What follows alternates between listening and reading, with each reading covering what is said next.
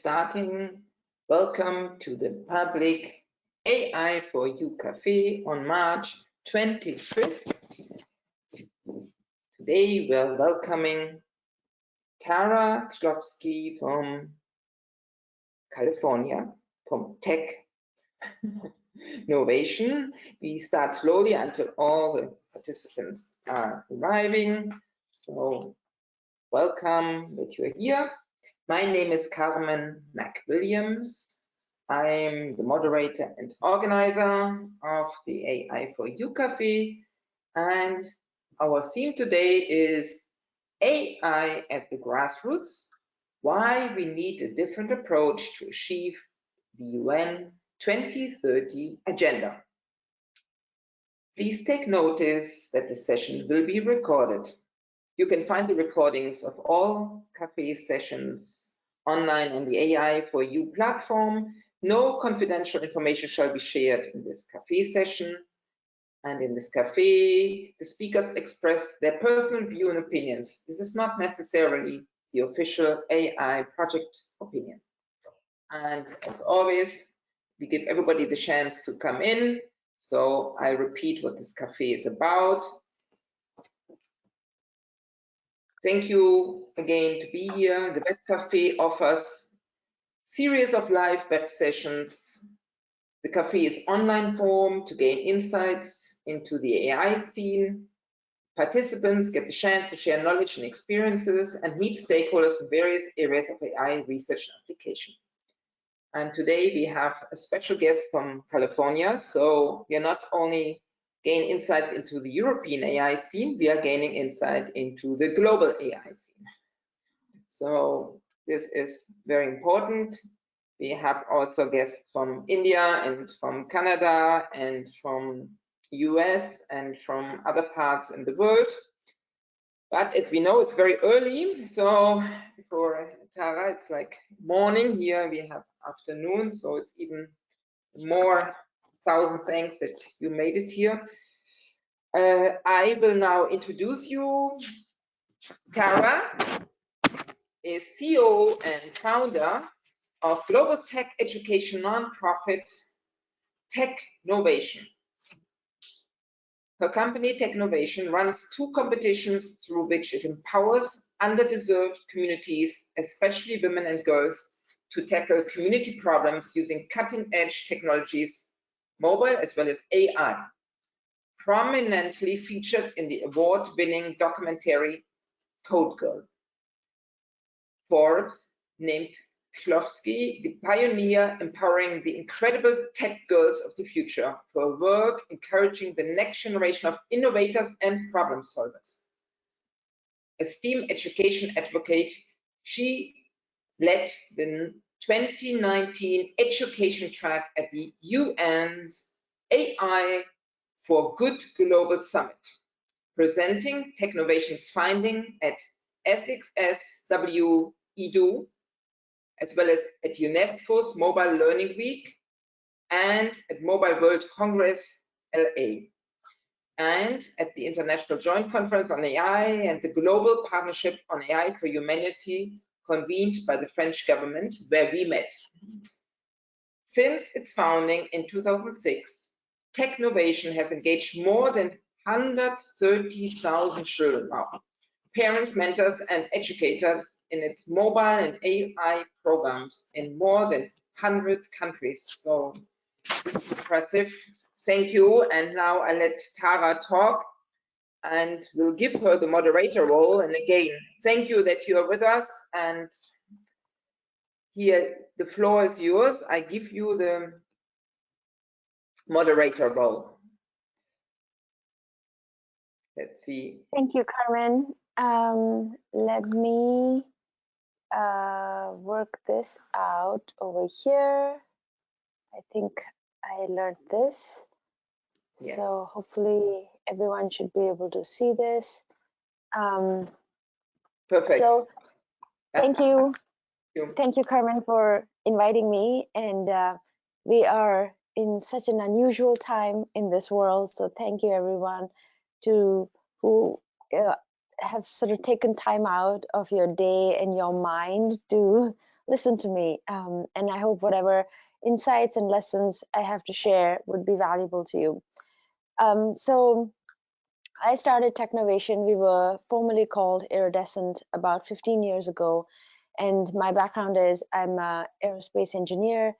I grew up in India. And when I had a chance to sort of step out of my graduate school work, I wanted to sort of take stock of the big problems in the world and see what I could bring to bear. And one of the big problems was that was very, very apparent to me was the lack of opportunity for people who just by through fate or chance were born in an environment where they could not be what they wanted to be.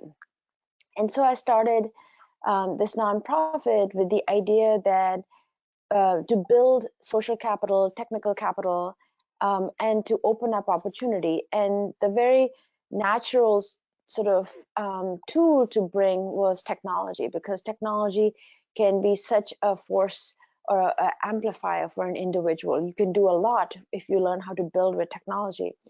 So 10 years ago, the really powerful tool was mobile. And we launched a competition called Technovation Girls, where girls learned how to find a problem in their community, create a mobile app, and take it into the market. And of course, now the tool is AI. And but I've been really struck by how different things have been just in the course of 10, 15 years. And I can really feel that the pace of change is very different as well. And so I did a little bit of research trying to see if there was any kind of model for what we've been feeling. And I wanted to share this this graphic. There is a book by two economists who are at Harvard University. The book is called The Race Between Technology and Education, and the authors are Golden and Katz.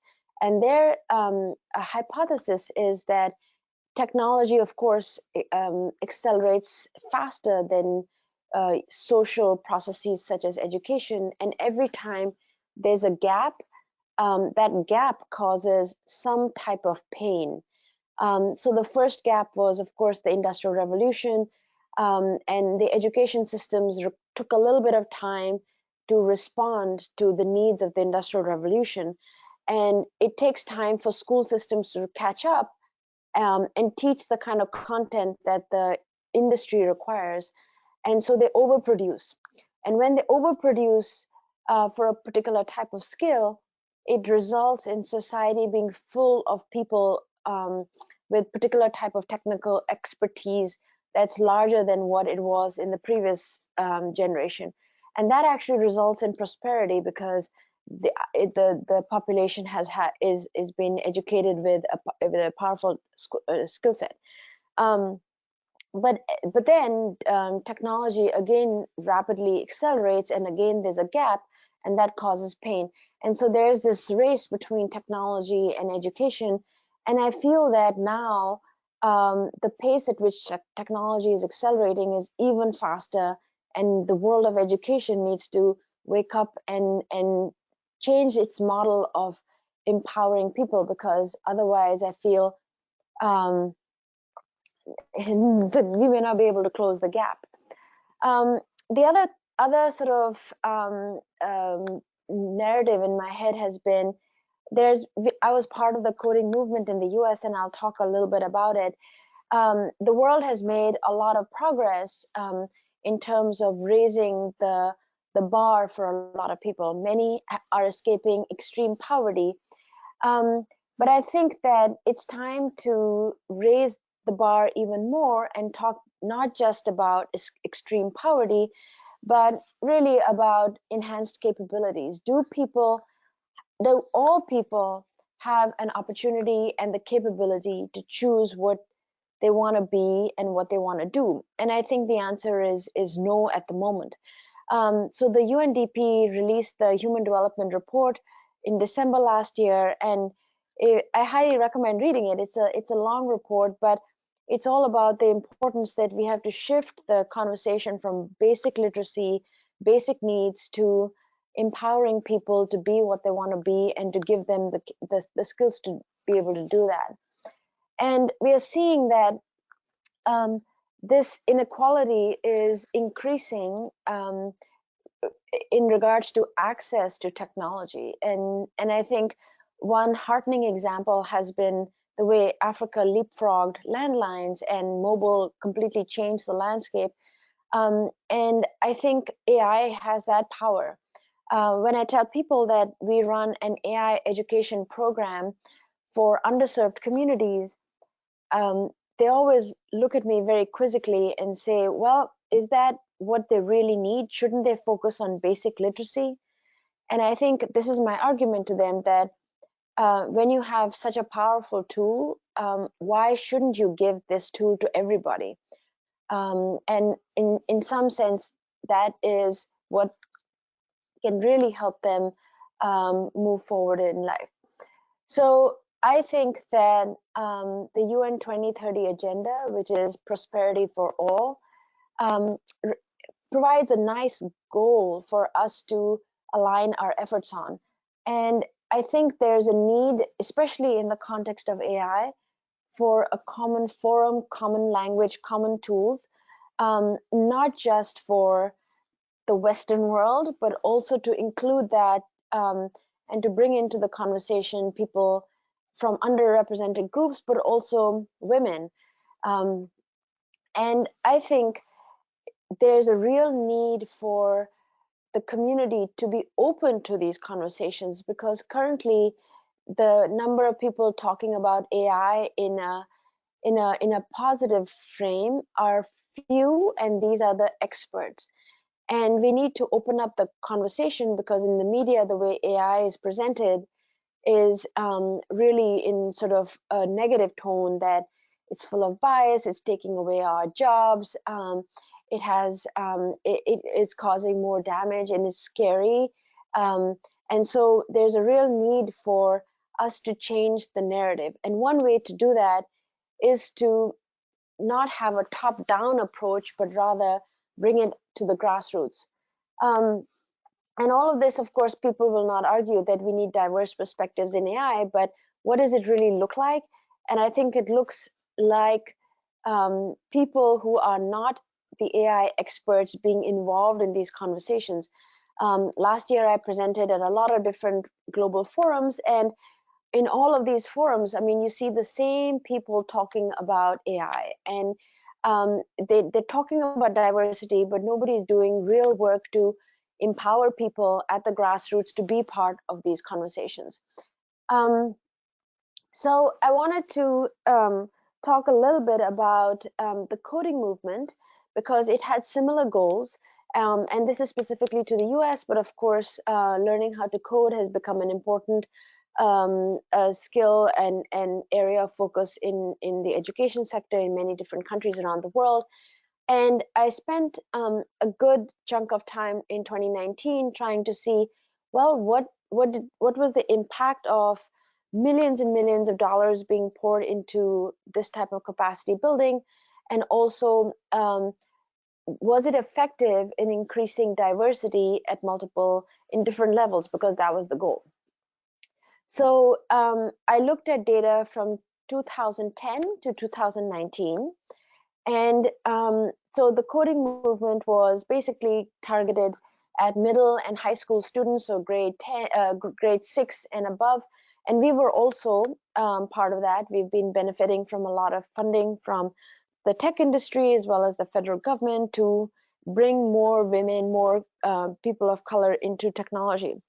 And despite 10 years of effort and resources, the number of women computer science undergraduates has actually decreased by 2% over the 9 years. The number of African American computer science undergraduates has also decreased by actually more, by 3%. The number of Hispanics has actually increased a little, but one of my sort of hypotheses is that the overall population has also increased of Hispanics, and at a much faster rate than the other groups. So I am not sure that a capacity building program is to be credited here. And when I was trying to understand why, despite so much effort and focus, we were not able to meet our goals, there were three themes that emerged. The first was that most of the coding programs focused on teaching children the actual mechanics of coding. Here's how you code in Java. Here's how you code in Python. Here's how you code in a block-based language. And when you do that, of course, the child learns how to code in that particular language. But because there's no overall sense of purpose, this program does very little to change interest and beliefs and attitudes over the long period of time. And this is not about short-term gains. This is really about, is this program effective in changing attitudes over the longer period of time, over many years, because that is really what changes your life. And so right away, a syntax first approach does not result in long-term impact. Second, a lot of programs and now research studies are showing that learning how to code doesn't mean that you know how to apply that code to actually solve a problem. And I think that's such an important part of this, where the education system in general needs to step back and say, are we empowering youth of today to be able to tackle big, complex, real-world problems that they will be faced, or problems like we are facing today, a global pandemic, a fast-moving pandemic, and can we collaborate globally, virtually, from home, and try to tackle a very complex social problem? We are not teaching our students how to do that. And the last piece is that it's easy to build a coding program, put it online, get millions of views on a coding video. That can scale. But what's not easy to scale is the social support that is needed at every level. And when you don't have that social support, guess what? That coding video is not enough to maintain interest over 6, 7, 8, 9 years. And so people drop out, women, minorities drop out at every stage of this process, including in college, including in the workforce. And so I feel that it's really, really important to learn from what didn't work and to apply that to when we're thinking about how do we empower thousands of people to become machine learning scientists, data scientists, experts in AI, and to be able to use AI to tackle complex social problems. So we got to look to this to try to see, let's not try to make the same mistakes again. So we wanted to, again, like dive deep into what research recommends as models of intervention that are effective at scale. And I presented, I'm going to present 4 pillars of a model that has been developed by one of the most renowned psychologists of our time. His name is Albert Bandura. He's a professor emeritus at Stanford, and he's done a lot of research around how do you change self-efficacy, the belief that you can tackle something, you can solve something. That's the sense of self-efficacy. So I've simplified the model, and I call this the 4 E's of self-efficacy. So the first one is of exposure. And there's a lot of talk around the importance of mentors and role models, and that's definitely true.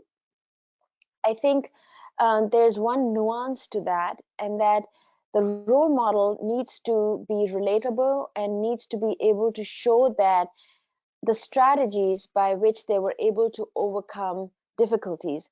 It's not enough to show role models saying, look how great my job is, and look, these are all the ways in which I use AI to make the world better. That is not going to inspire someone to devote a lot of effort. The thing that is going to inspire is basically me talking about my journey and of how I solve problems, but also the strategies I use to overcome difficulties. That's what makes me a relatable and an inspiring role model if I were to try to convince somebody to start to build these types of skills. The second is the actual experience itself. And this is where I feel we can learn a lot from video games, where the experience has to be easy to start. There has to be quick feedback and specific feedback built in. An important piece over here is that there are many online badging, gaming kinds of systems where if you do a problem, you earn a badge. And those things are typically not effective in changing long-term behavior and attitudes because the larger sense of purpose is missing. And so in this, that's very, very important to keep in mind that the experience has to have social interactions where the goals that you set have to be meaningful and you have to think about them and make them personal. So all of this requires some sort of in-person mentoring, which is hard to scale, but the program organizer needs to think about all these elements. Otherwise, the program is not going to be effective. The third part is setting expectations. We all rise to the occasion when we have people around us who believe in us. And most programs that target younger children go through schools and go through the teachers. But if we are looking at groups and communities that do not have the necessary social capital, you cannot burden the teacher even more. You have to think about how can we bring in other sources of social capital and expertise. And this is where industry mentors, university mentors can play a very, very valuable role, as well as parents themselves. We found that if you don't empower mothers, the community will not change its ideas over the long term. And so it's not just enough to stand up a whole bunch of content and say access is the only thing that is stopping these communities. You have to take the time and effort to build all these supporting pillars into it. And the last part, I like to call it the energy part, but it can also be the emotional part, where you need the adrenaline, the drama that cements a positive experience in your memory. And we also have to realize that we are physical machines, and if we are hungry and sleepy, we are not going to be able to learn anything new. And so these four pieces have to be in place for any type of program to be effective long-term in a social setting. And I bring these because when we are thinking about how do we want to create an AI program at scale that is building capacity in low-income groups, we have to think about the complex elements of how these have to be deployed. So keeping this in mind, we launched a competition 2 years ago, and the idea was that the competition would provide the exciting element, the adrenaline element, but we would build capacity in underrepresented groups worldwide, and especially engage the parents and especially mothers. And so the idea was that this would be an AI family challenge where parents would work with their children and they would find a problem that they all cared about and learn how to create a machine learning model to tackle it. And this is a video, but I can send the link later as it'll be a little hard to play. And so this is the 10-week curriculum where they don't need any prior technical knowledge or background. They start by learning how to describe their personal community with data, identify a meaningful problem. This itself is actually a very, very hard task because most of us are used to being given a very concrete box to begin with. We are very rarely given a blank canvas and told to go do what we want to do. And so most people panic at this stage because they're like, I don't know how to start. Is this a good start? And so This is something where parents are really appreciative of the courage and curiosity their children bring to this experience. Then they start to dive into machine learning and what AI is, how do you train a model. We work with a platform called Machine Learning for Kids. So they learn how to train an image recognition model, a text recognition model, a sentiment analysis model. And then they begin to brainstorm different types of solutions for their problem using the tool set that they have, and then just going through many different prototyping iterations. The final part of this is that they get to pitch their story and their problem via video, and then they are judged by judges all around the world. And then we usually invite the finalists to a world championship. So last year, the world championship was in Silicon Valley. This year, it was supposed to be at MIT in Boston, but now we're going to move it online, considering how the world has changed. And actually, I'm kind of excited about that because I feel that that opens it up to even more people. So just in terms of what this past year, we just wrapped up, just some overall numbers. We had about 9,000 people access the curriculum that I presented. It's completely open. You are very welcome to click on that link and access it and make use of it. Give us feedback on what works, what doesn't work.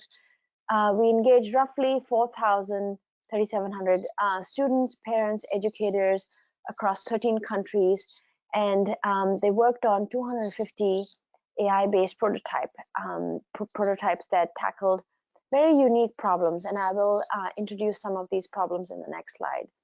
We also worked with about 20 AI researchers from all around the world who gave us feedback on our curriculum and gave us guidelines on what to improve, how to present different content.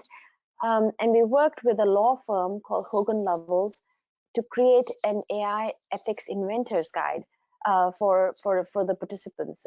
Questions to help them think about different edge cases when they're thinking about deploying their product into the real world. And you can click on this link to access this guide. All of this content is completely free and available on our website. So in terms of outcomes, we found, so this was a pre and post survey done by the parents, and they reported that most of the students increased their sense of self-efficacy after the program. I do have to say that these participants already came with a very, very high level of self-efficacy. These are self-selected learners who are curious about AI and willing to commit 10 weeks of their time, their evenings, their weekends to this program. So their desire to learn is very high. What our mission is to support and provide this technical capability and opportunity to learn to these types of people. We are not forcing anyone to participate in this program, and this is an after-school program. So people who are coming in are already very highly motivated to learn. 88% of parents indicated that they were better suited and better equipped to support learning at home. And of course, a significant number of parents increased their knowledge of AI. So just a little bit going deeper into the curriculum and training. As I mentioned before, we use a platform called Machine Learning for Kids. It's designed by a software engineer. His name is Dale. He works at IBM in the United Kingdom, and he actually created this visual block-based platform for his daughter. It runs on IBM's Watson's platform, and anybody who has absolutely no technical background can make use of it and start to actually learn how to train a model. On our side, we created a lot of supporting materials, slide decks, all customizable documents that can be used by educators, parents, mentors, and it goes through from the start, what is AI, to the end of actually deploying your prototype into the real world. So I highly recommend, invite you to use this content, give us feedback on what to improve, and collaborate with us in any way that you think would be valuable. And this is just some guidelines on, or just a little snapshot into how we evaluate the prototypes. So there's a very detailed rubric, and these are just some high-level points of how we evaluate the prototypes that are submitted. So one whole section is on the idea, whether the problem that the family is solving is meaningful, what would be the impact of the solution on the users, whether the innovation is creative, fundamentally new, or is a combination of different solutions, whether the families have done a sufficient competitor analysis. This is sort of comes under the ideation framing. Then there is the element of technical, how does the app have, or the prototype have full functionality? And lastly, if there's an entrepreneurship component, whether it can be taken to market, what is the financial plan for it, and all of these are I mean, it's just the journey of an entrepreneur, and we are hoping that through this we are providing deep skills and opening a new experience for the participants, especially for the mothers. So here are some notable apps that were prototypes that were created. This is from the junior team, which is families with children aged ages 8 to 11. There was one app from Pakistan, which was to protect children from kidnapping.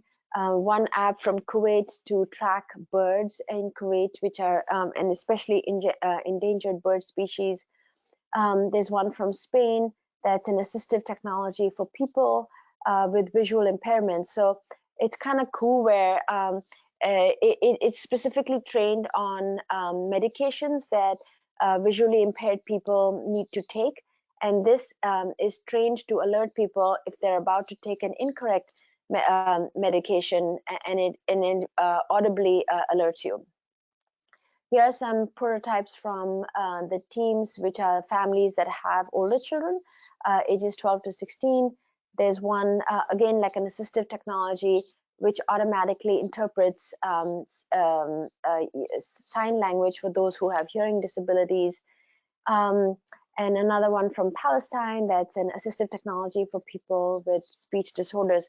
So all of these apps, I feel, for us, success is not that they go to market, but really that the families that are participating, it opens up a new world for them where they're like, wow, I could actually make a positive change in my life using technology.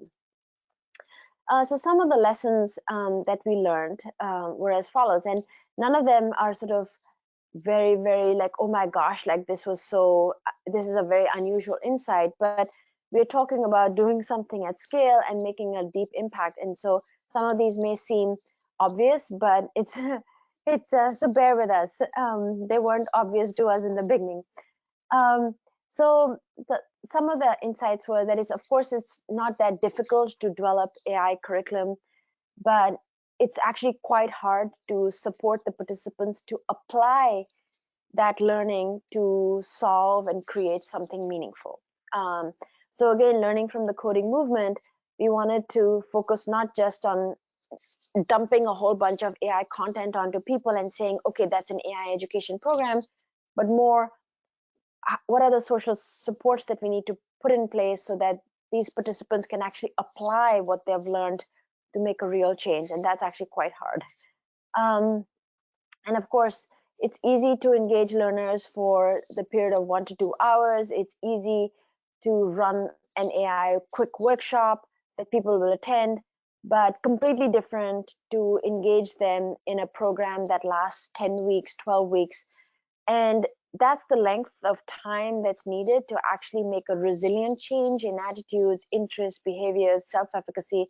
So if we really want to make the change we say that we want to make, then we have to really think deeply about human behavior. And lastly, this will sound familiar, but it's very hard to build the social support networks at global scale that are needed to motivate learners in an underrepresented, underserved community.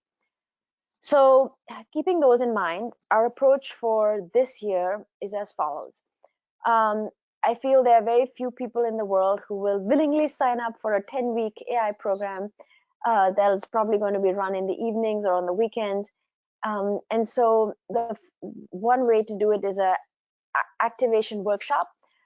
Initially, we were thinking this was pre-COVID that we would do in-person workshops worldwide, but of course, we're going to do that virtually now.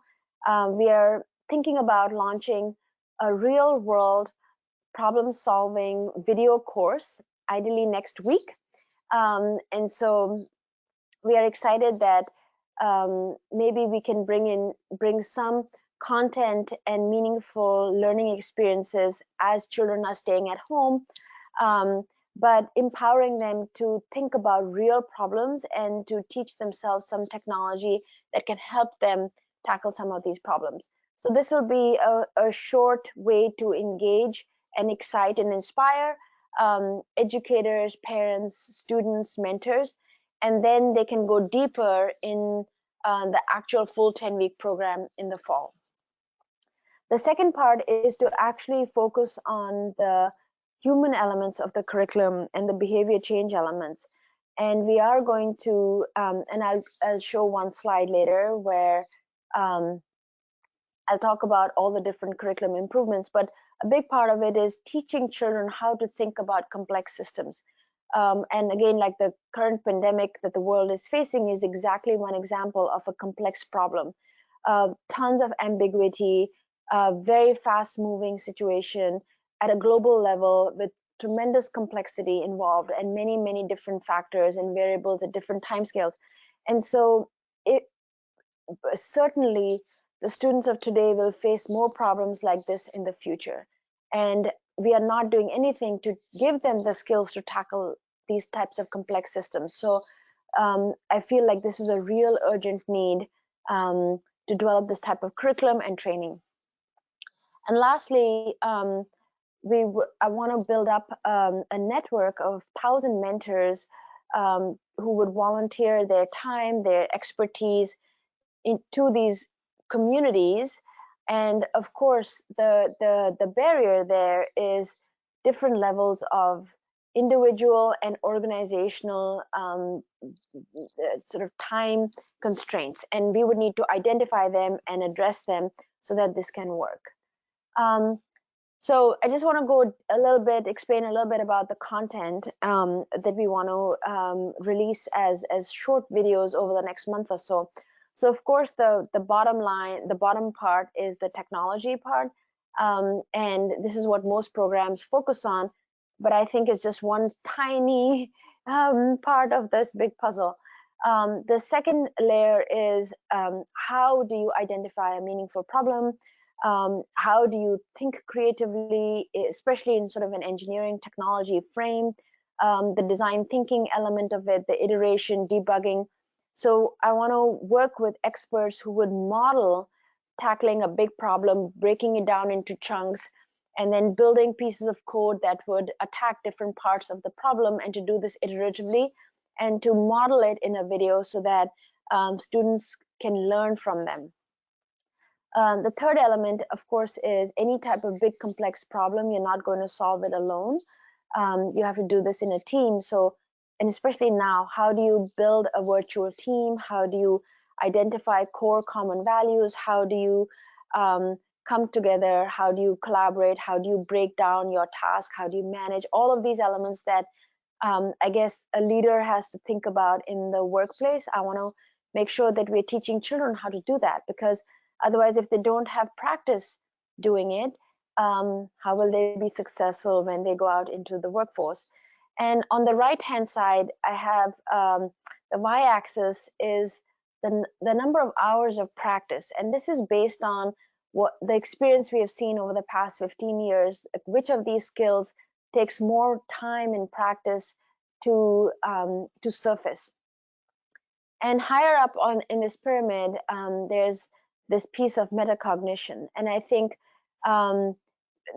some schools are doing this now, where they're bringing in social emotional learning into schools. This is similar, but it's a little bit focused on real world problem solving, where it is understanding your interests, your values, your motivations. When do you get frustrated tackling a big problem? How do you overcome your frustrations? Things like that. Teaching children how to monitor their affect while they're solving a problem, as well as those that of their teammates. And then finally, complex systems thinking. We are trying to work with experts in different social realms that would model different case studies of complex problems, and understanding feedback loops, that when you change one variable, what happens in different parts. And I think this has completely been missing in our education system, and probably is one of the reasons why we have so many biased algorithms, where the designer of the algorithm failed to take into account the different driving forces, or the different areas of impact that their algorithm would have, because nobody taught these engineers and designers to think in a complex system. And I think this is something that's urgently needed to be put into the K through 12 system. And finally, so I'm almost close to wrapping up. It's not just enough to say this is what we're going to do. You got to also measure how you're doing it and what is working. And we wanted to just move away from measuring impact in content knowledge gains, but this is the framework that has been developed by an economist. Her name is Naila Kabir, and they call it the capability-based measurement, where after the program, many years down the line, did the intervention successfully increase access to resources, agency, voice, influence, as well as real achievements? If the program was able to do that, then you were successful in building capability for that individual. And I think it is time for us to have that type of high bar, where you are working with a community over a significant length of time and really building their capability. And finally, these are sort of the broader, longer term outcomes of why we think AI should be brought to the grassroots. It will open up the language around AI. It will allow people to communicate with the experts and allow for a lot of diverse perspectives. Problem owners will be connected to problem solvers and vice versa. This is going to allow for much more innovation, and of course increased capacity and diversity. And a practical outcome is that data sets will no longer just be coming from a few countries like the developed world, but will also be representative of the broader ecosystem. And the final outcome is that you'll have entrepreneurs, local entrepreneurs at the micro level, but each community would have increased its resilience to external threats and shocks. Many of them will be unexpected. And so when you build the capability of individuals, especially some of your most vulnerable individuals, by giving them the most powerful tool, then we are setting ourselves up to really achieve the UN 2030 agenda. And I feel that we have about 10 years now, and we don't have that much time to explore and try different things. We know what doesn't work, but I think there's a real urgency for us to come together and say, okay, we've got to tackle this complex problem in its entirety, and try to empower the students who are in school today to really be set up for success when they are adults in 2030. So with that, I am at the end of my presentation, and I thank all of you for sticking through this with me, and I'd be happy to take any questions if anybody has any questions.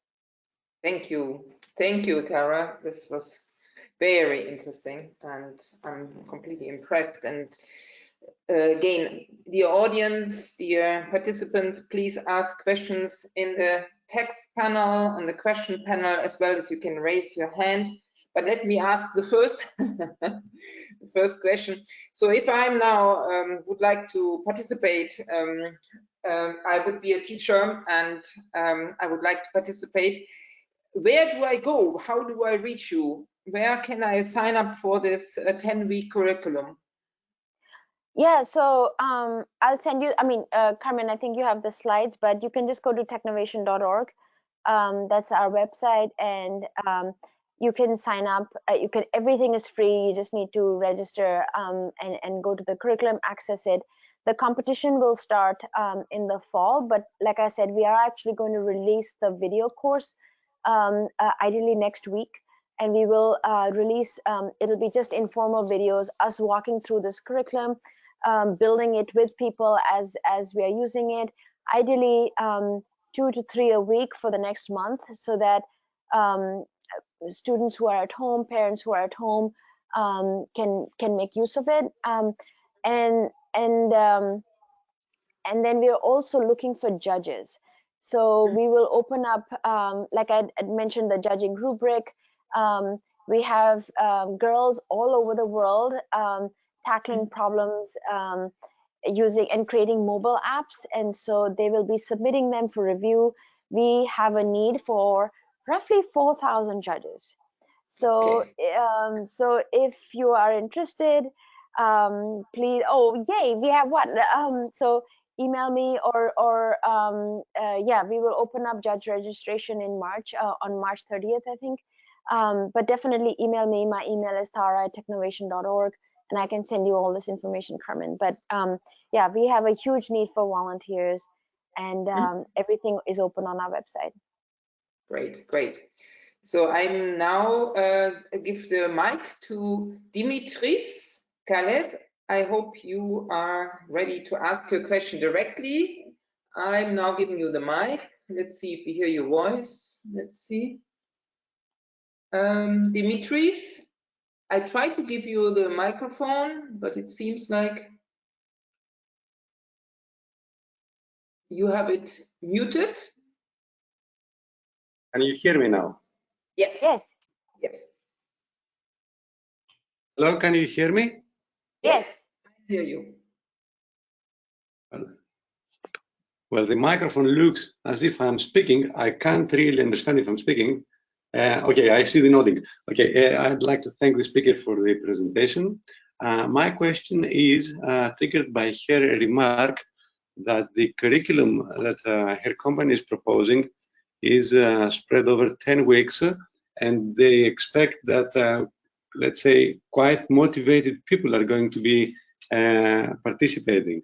Now, my question is, what happens to those who are fearful of the subject or not plainly interested? Because it's due to these people that the strain in society is probably due to. Is the people who are technophobic and don't have a keen interest in the technology. So how can you, would you propose something like a 2-3 hour quick start, let's say, ease them through the subject? I'd like to hear her thoughts on that. Thanks a lot. Yeah, that's an awesome question, Dimitris. So the way that we have seen it work is that so at the end of the 10-week program, the families have to present their pitches in a community celebration. And this was pre-COVID, of course, but we have roughly 80 to 100 of these celebration pitch events worldwide, and the community comes to cheer. So usually this is made up of a lot of people who may not necessarily buy into AI or tech, or even the fact that women and girls are getting up on stage and talking about innovation, but they're coming there for different reasons. They're coming firstly maybe to cheer their family members, secondly just for curiosity because they don't know what this event is about, and there's food, and it's just a community gathering. Third, maybe that they are skeptical and they want to learn more and come from it from that point of view. And when they come, they basically get to spend 2 hours listening to very interesting examples of using technology to solve problems in their community. And that usually begins to change, and it's done in a not from an outsider, but from someone in their community, and sometimes from young people, right? And young people are incredibly inspiring because their positive hope and energy and just general motivation is infectious. And so that begins to slowly change their mind.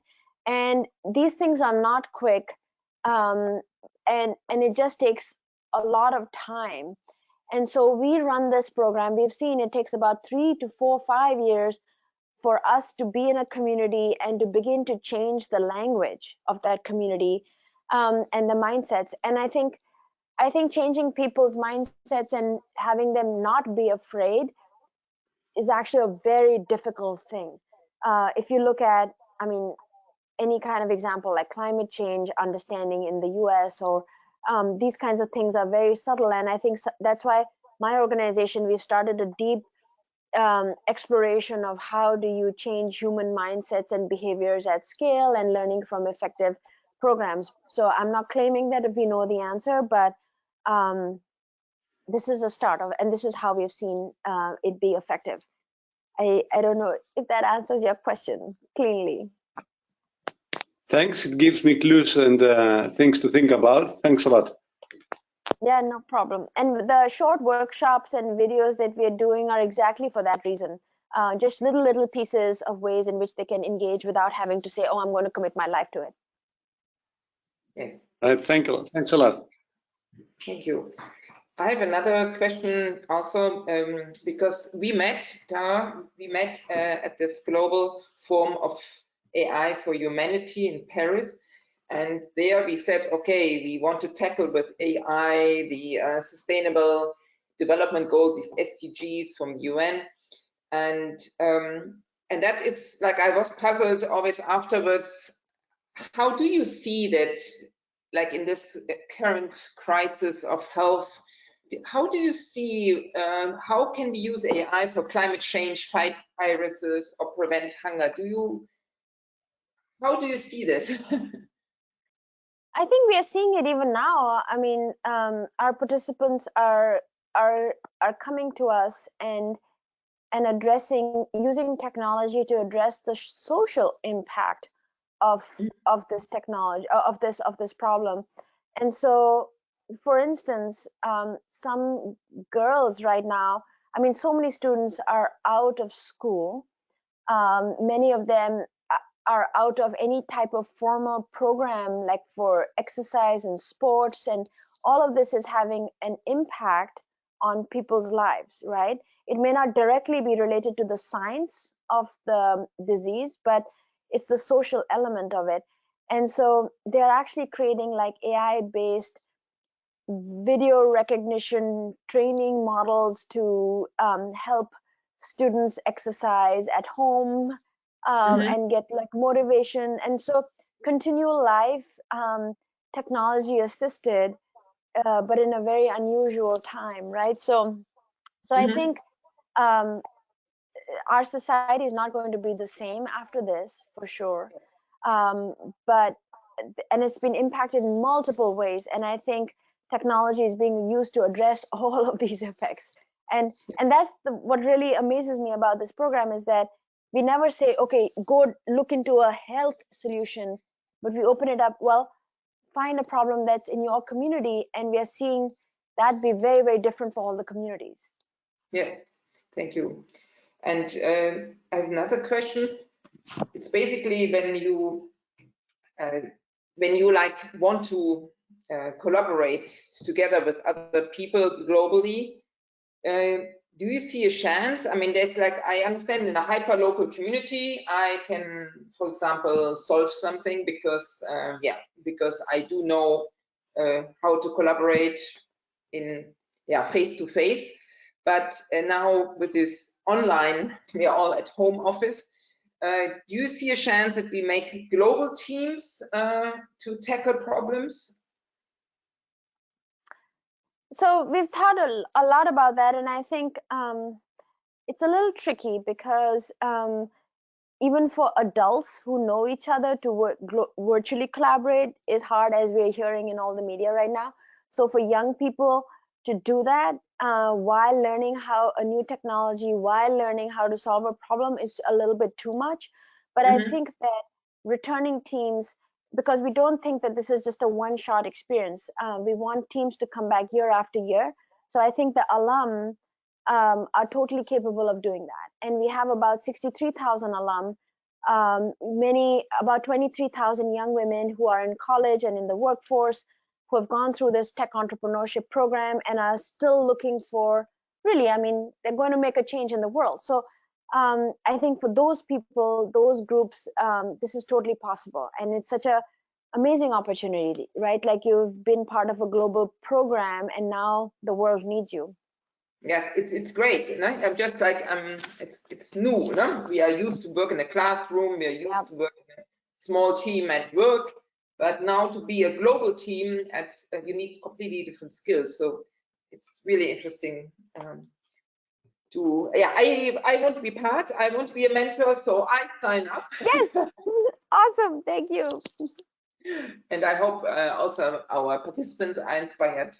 And because we have a lot of AI experts out there. And yes, so our time is again running out. I will put your recording on the AI for You platform. And please, if anybody has direct questions to Tara, send it to me or to Tara directly and we will help you.